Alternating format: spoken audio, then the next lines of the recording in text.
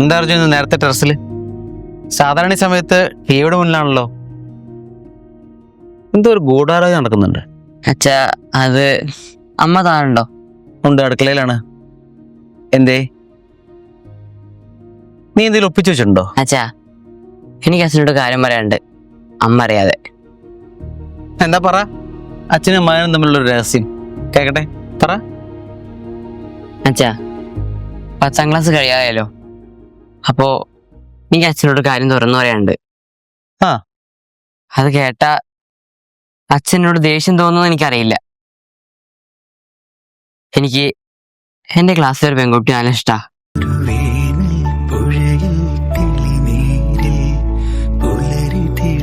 മീര. എടാ, ഇഷ്ടം തോന്നുന്നൊക്കെ സ്വാഭാവികല്ലേ, അതും ഈ പ്രായത്തിൽ. അതൊരു പ്രകൃതി നിയമമാണ്. ഈ സന്ധ്യാവെയിൽ പോലെ മനോഹരം. പക്ഷേ അവൾക്ക് തന്നെ ഇഷ്ടമാണോ? എനിക്കറിയാം അച്ഛാ, ഞാൻ ചോദിച്ചിട്ടില്ല. അത് ചോദിക്കാനല്ല ഇഷ്ടം തോന്നിയതും. അവളെ അത്രയേറെ അറിയുന്നുണ്ടാവാം. നീ അവളെ പറ്റി ഇത്രയേറെ എന്തറിഞ്ഞു? ഇതൊരു ഇൻഫാക്ച്വേഷൻ അല്ലേ? ഈ പ്രായത്തിൽ തോന്നിപ്പോകുന്നൊരു ആകർഷണം മാത്രം അല്ലേ? അവളൊരു അനാഥയാണ് അച്ഛാ. വീൽ ചെയറിലാണ് ജീവിതം. ഒരു ആക്സിഡന്റിൽ പെട്ട് അവളുടെ അച്ഛനും അമ്മയും മരിച്ചുപോയി. എനിക്ക് ഇഷ്ടം തോന്നാൻ കാരണം ഇതൊന്നുമല്ല അച്ഛാ. കഴിഞ്ഞ മാസം എനിക്ക് പനി വന്ന് ക്ലാസ്സിൽ പോകാൻ പറ്റായിരുന്നപ്പോൾ മറ്റാരും നോക്കാത്ത എൻ്റെ നോട്ട്സ് അവൾ പൂർത്തിയാക്കി തന്നു. ക്ലാസ്സിൽ എല്ലാവരും എന്നെ കളിയാക്കുമ്പോൾ അവൾ മാത്രം എൻ്റെ കൂടെ നിന്നു. എനിക്ക് കണക്ക് മനസ്സിലാതിരുന്നപ്പോൾ അവർ സ്വന്തം സമയം മാറ്റിവെച്ച് എനിക്ക് പറഞ്ഞു തന്നു. അവൾക്ക് നടക്കാൻ കഴിയാതിരിക്കാം, പക്ഷെ അവളുടെ മനസ്സ് മറ്റാരേക്കാൾ വലുതാണ് അച്ഛാ. അവളുടെ കഴിവും ധൈര്യവുമാണ് എന്നെ ആകർഷിച്ചത്. 10ാം ക്ലാസ് കഴിഞ്ഞ് അവളെ പഠിപ്പിക്കാൻ ആരില്ല അച്ഛാ. Absolutely no one. ഞാൻ അവളെ പഠിപ്പിക്കും. എൻ്റെ പോക്കറ്റ് മണി വെച്ചോ അതോ പാർട്ട് ജോലി എത്തോ, അതെന്റെ തീരുമാനമാണ്. അതിന് എനിക്ക് അച്ഛൻ്റെ സമ്മതം മാത്രം മതി. അർജുൻ, ഈ സ്നേഹം എന്ന് പറയുന്നത് വെറും ഒരു വാക്കുകളല്ലടാ, അതൊരു വലിയ ഉത്തരവാദിത്വമാണ്. നീ പറഞ്ഞ കാരണങ്ങൾ കേട്ടപ്പോ നിന്റെ ഇഷ്ടം എത്രത്തോളം സത്യമാണെന്ന് അച്ഛന് മനസ്സിലായി. നീ പറഞ്ഞത് ശരിയാണ്. അവളുടെ ജീവിതത്തിൽ ഇരുട്ട് മാറ്റാൻ നീ ശ്രമിക്കണം. പക്ഷേ അത് നീ ഒറ്റയ്ക്കല്ല. നിന്റെ ഈ ആഗ്രഹം അത് നിന്റെ മാത്രം സ്വപ്നമല്ല, അച്ഛൻ്റെ കടമ കൂടിയാണ്. ആ കുട്ടിയുടെ പഠന ചിലവുകൾ ഇനി മുതൽ അച്ഛൻ ഏറ്റെടുക്കുന്നത്. അച്ഛാ, സത്യമാണോ? ഞാൻ സഹായിക്കുന്നല്ലേ പറഞ്ഞല്ലോ.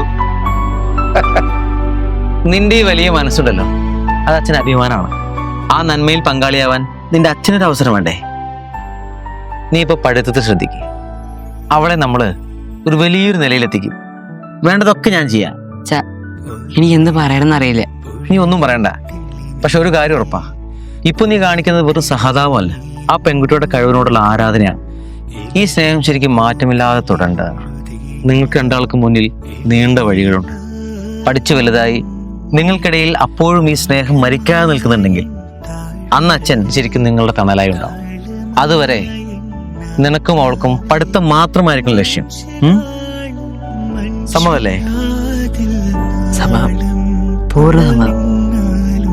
പക്ഷെ അച്ഛാ, അമ്മയോട് എങ്ങനെ പറയും? അമ്മ സമ്മതിക്കൂ?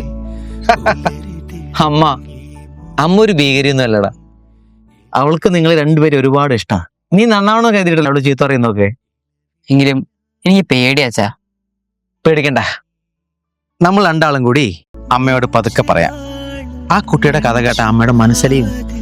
നീ ഇപ്പോൾ പഠിത്തത് ശ്രദ്ധിക്കേ, ബാക്കിയെല്ലാം അച്ഛൻ നോക്കിക്കോളാം.